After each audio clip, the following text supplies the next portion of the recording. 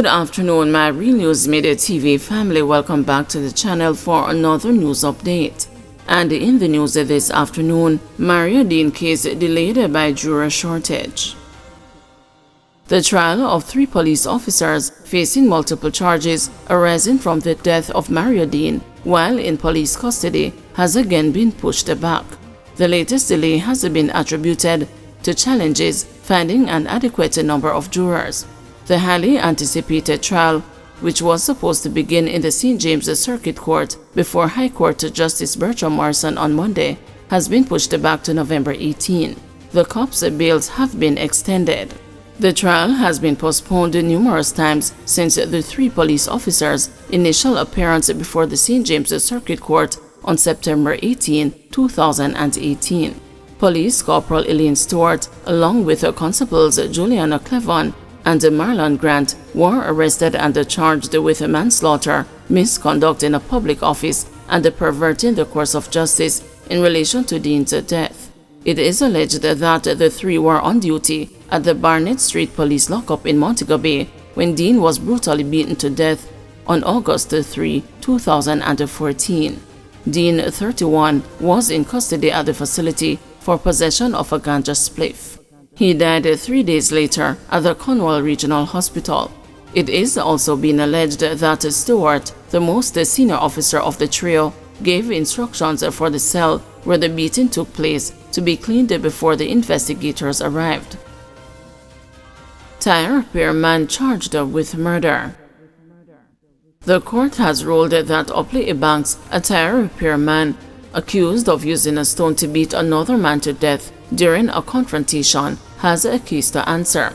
Trial Judge Natisha Fairclough Hilton believes that the evidence presented before the St. James Parish Court on Monday is sufficient to warrant the matter being transferred to the High Court.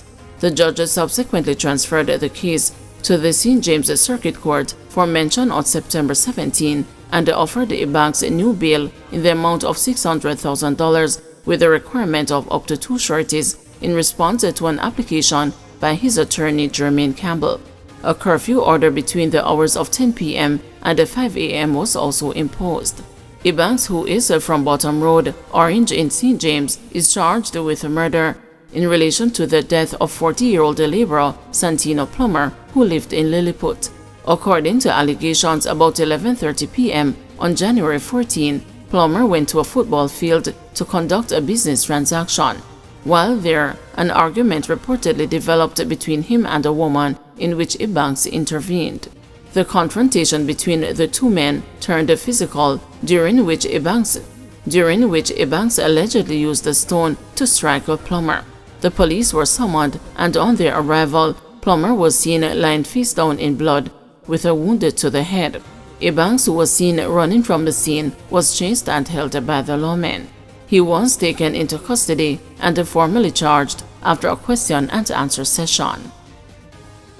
CPFSA unable to confirm allegations against the YOVA. The Child Protection and Family Services Agency says it has investigated but is unable to confirm allegations of impropriety at a Christian school for troubled teens being run by Americans in Porta Maria, St. Mary.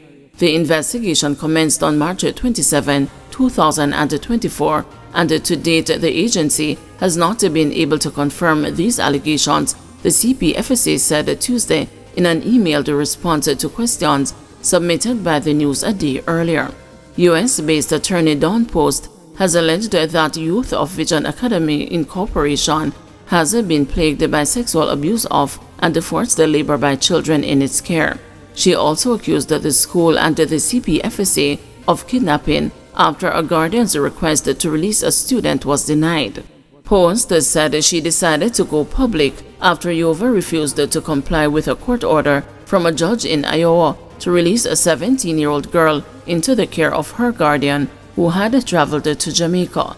Child Protection and Family Services Agency, the U.S. Embassy, and Homeland Security were aware since June 3rd that this was taking place and that she has an order from the court to come and pick up her ward because she is the legal guardian, said Post.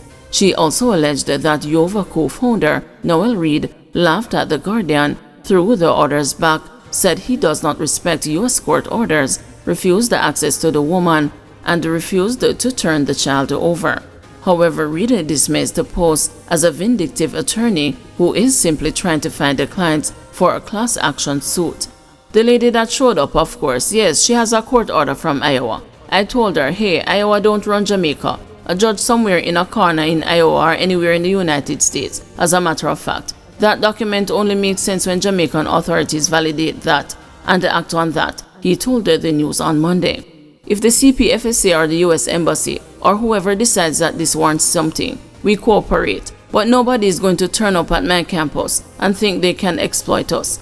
I am not about this. That's not the life I live, he told the news. The CPFSA, in its written response, said it provided the Iowa Child Protective Services with guidance as to how to proceed with effecting the release of the 17-year-old in question.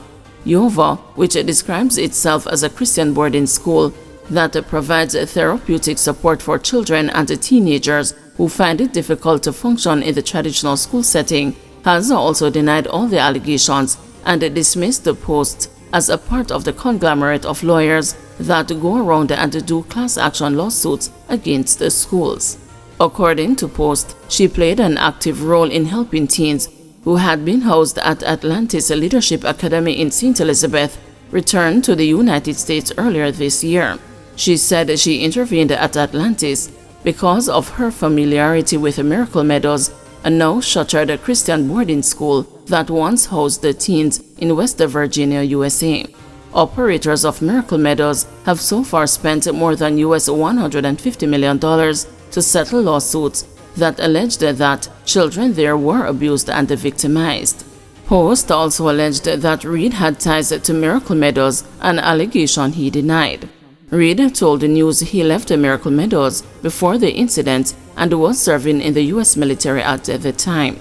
He also said he had received a clearance at several levels in the U.S., proof that he is not a criminal. Reed also rejected claims that the one-year-old Port Maria facility is dilapidated and the YOVA wards are living in horrible conditions. The building is brand new. We spent $1.5 billion to build this facility, he said, adding that they had injected another $4 billion into the Jamaican economy through their operation. Reed also maintained that YOVA had been accredited and routinely inspected by Jamaica's Education Ministry. According to its website, YOVA Incorporation aims to empower, equip, and educate youth to make positive life-changing decisions through the development of the physical, mental, social, and spiritual faculties. YOVA also said that the facility has made a positive impact in many lives, including parents who have struggled to help their children surmount some of the toughest challenges, such as drug abuse, anger, pathological lying, stealing, truancy, abuse of power, blatant disregard for rules and boundaries, gang involvement, and academic failure. Guys, thank you for watching. See you this evening at 6 p.m. for another news update.